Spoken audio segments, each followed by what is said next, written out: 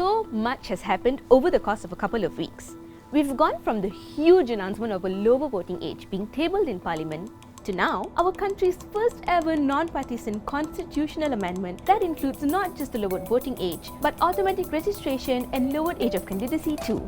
After Merdeka, the minimum voting age stated in our constitution mirrored the age of majority, 21. Since then, the age of majority has been reduced to 18, but the voting age hasn't until now. The youths in political parties have never been given an opportunity to helm leadership. So if you look at youth wings in Malaysia, they are occupied predominantly by people in their late 30s or in their early 40s. Probably that is why political parties didn't have an incentive to push to empower the 18 and 19-year-olds of Malaysia. The second reason could be by political design. People might say that youths are by nature anti-establishment, hence the government of the day might not wish to grant them the right to vote for fear of them voting in a certain way or certain pattern.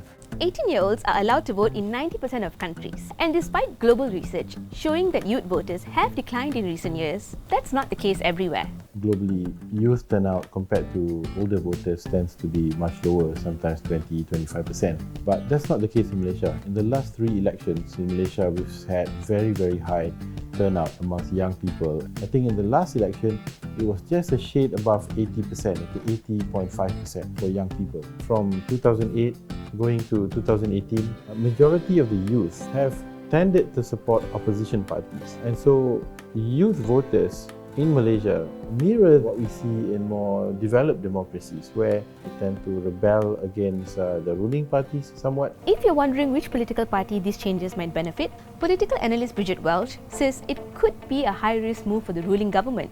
The share of youth voters would be particularly high in Kelantan at 50% and Terengganu at 71%, both states that have a long history of supporting PAS. But do these figures necessarily predict youth voter trends for the upcoming elections? Experts argue it's not that straightforward. Well, if you look at the nature of youth involvements in politics in Malaysia, if history is a guide for us, young people tend to be less loyal to particular political parties. That kind of long-standing loyalty to ideologies that maybe older voters might have. They're a bit more skeptical about the things that they receive.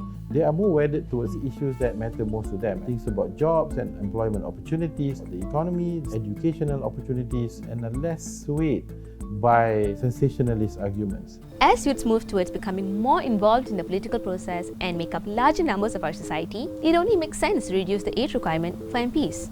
Around the world, youth representation in policymaking is low, even though we, young people, make up more than half of the population. For starters, people under 30 make up less than 2% of the world's MPs, while not a single upper house of parliament anywhere in the world has more than 10% of its members aged under 30. When you lower the age of candidacy to 18, you create a more inclusive political environment where the youth feel that their voice is being represented out there, so that issues which are very central to the younger people in this country gets the deserved airtime that it should get. And it will make youth more interested in the political process of our country. The members of parliament in the Dewan Rakyat today, they are primarily late 30s and above 40s definitely.